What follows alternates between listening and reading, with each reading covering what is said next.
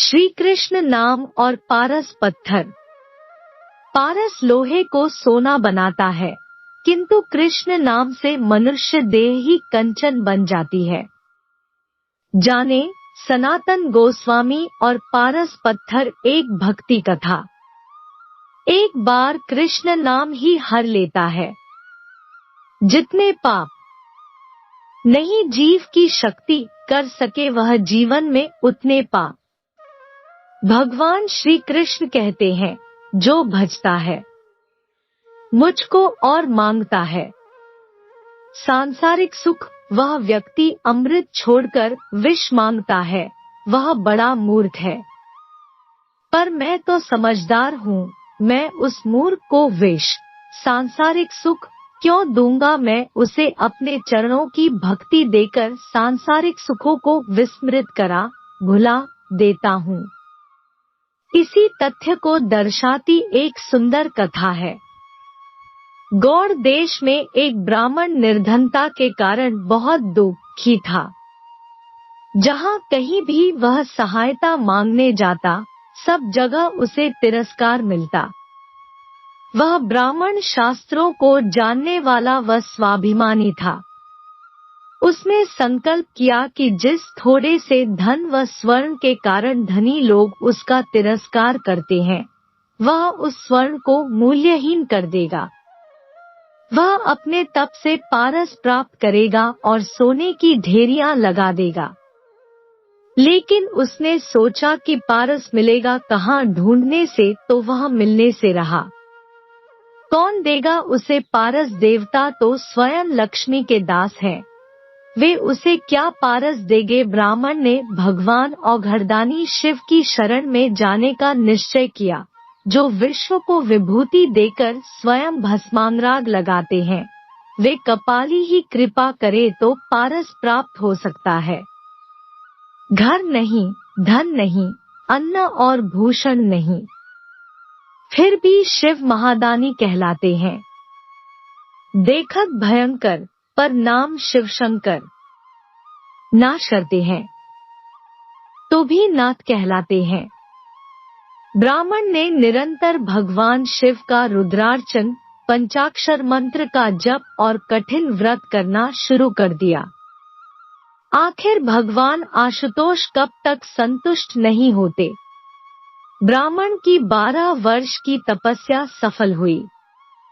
भगवान शिव ने स्वप्न में दर्शन देकर कहा, तुम वृंदावन में श्री सनातन गोस्वामी के पास जाओ। उनके पास पारस है और वे तुम्हें दे देंगे। श्री सनातन गोस्वामी के पास पारस है और वे उस महान रत्न को मुझे दे देंगे।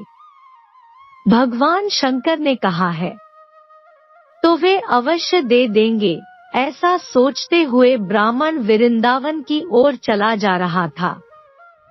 खुशी के मारे यात्रा की थकान व नींद उससे कोसों दूर चली गई थी। वृंदावन पहुंचने पर उसने लोगों से श्री सनातन गोस्वामी का पता पूछा। लोगों ने वृक्ष के नीचे बैठे अत्यंत कृशकाय, दुर्बल, कौपीनधारी, गुदरी रखने वाले वृद्ध को श्री सनातन गोस्वामी बतलाया। चैतन्य महाप्रभु जी के शिष्य सनातन गोस्वामी वृंदावन में वृक्ष के नीचे रहते थे। भीख मांगकर रूखी सूखी खाते, फटी लंगोटी पहनते और गुदरी व करवा साथ में रखते थे। 8 प्रहर में केवल 4 घड़ी सोते और शेष समय श्री कृष्ण नाम का कीर्तन करते थे। एक समय वे विद्या, पद, ऐश्वर्य और मान में लिप्त थे। बंगाल के कर्ता धर्ता थे, किंतु श्री कृष्ण कृपा से, श्री कृष्ण प्रेम की मादकता से ऐसे दीन बन गए कि परम वैरागी बनकर वृंदावन से ही गोलोक पधार गए। ब्राह्मण ने मन में कहा, यह कंगाल सनातन गोस्वामी है, ऐसे व्यक्ति के पास पारस होने की आशा कैसे की जा सकती है। लेकिन इतनी दूर आया हूँ तो पूछ ही लेता हूँ, पूछने में क्या जाता है। ब्राह्मण ने जब श्री सनातन गोस्वामी से पारस के बारे में पूछा तो उन्होंने कहा, इस समय तो मेरे पास नहीं है, मैं उसका क्या करता, क्योंकि गावे श्यामा श्याम को, ध्यावे श्यामा श्याम, निरखे श्यामा श्याम को, यही हमारो काम। श्री सनातन गोस्वामी ने बताया कि एक दिन मैं यमुना स्नान को जा रहा था, तो रास्ते में पारस पत्थर पैर से टकरा गया। मैंने उसे वहीं यमुना जी की रेत में गाड़ दिया, जिससे किसी दिन यमुना स्नान से लौटते समय वह मुझे छू न जाए, क्योंकि उसे छूकर तो पुण्य स्नान करना पड़ता है। तुम्हें चाहिए तो तुम उसे वहां से निकाल लो। कंचन, कामिनी, सोना, स्त्री आदि भगवान की विस्मृति कराने वाले हैं। इसलिए सच्चे संत पारस के छू जाने भर को अपवित्र मानते हैं। श्री सनातन गोस्वामी ने जहां पारस गड़ा हुआ था, उस स्थान का पता ब्राह्मण को बतला दिया।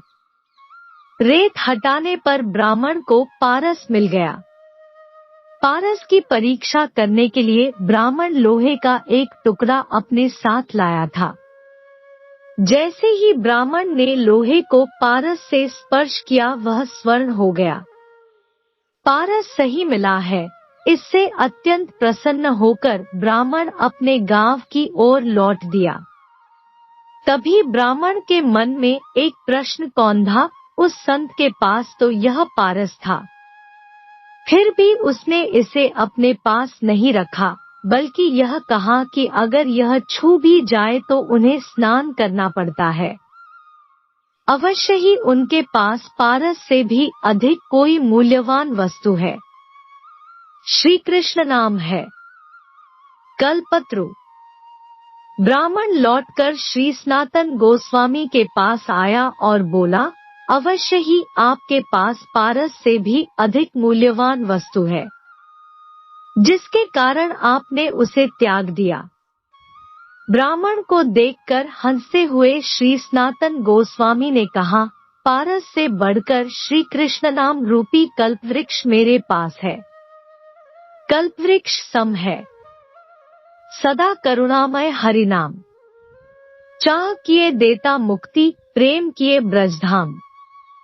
पारस से तो केवल सोना ही मिलता है, किंतु श्री कृष्ण नाम सब कुछ देने वाला कल्पवृक्ष है, उससे आप जो चाहेंगे वह प्राप्त होगा।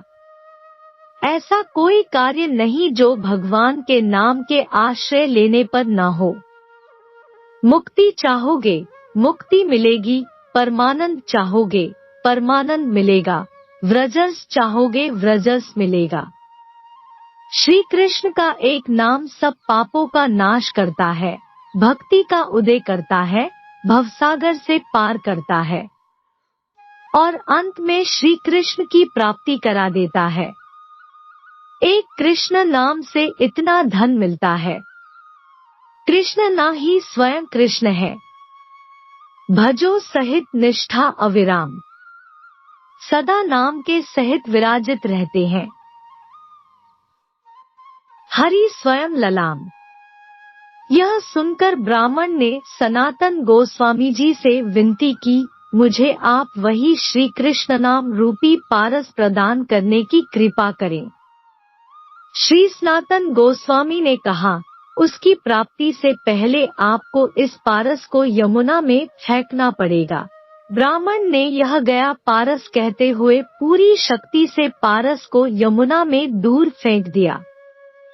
भगवान शिव की दीर्घकालीन तपस्या व संत के दर्शन से ब्राह्मण के मन व चित्त निर्मल हो गए थे। उसका धन का मोह समाप्त हो गया और वह भगवान की कृपा का पात्र बन गया। श्री सनातन गोस्वामी ने उसे श्री कृष्ण नाम की दीक्षा दी। वह श्री कृष्ण नाम जिसकी कृपा के एक कण से करोड़ों पारस बन जाते हैं। नाम रूपी पारस से तो सारा शरीर ही कंचन का हो जाता है।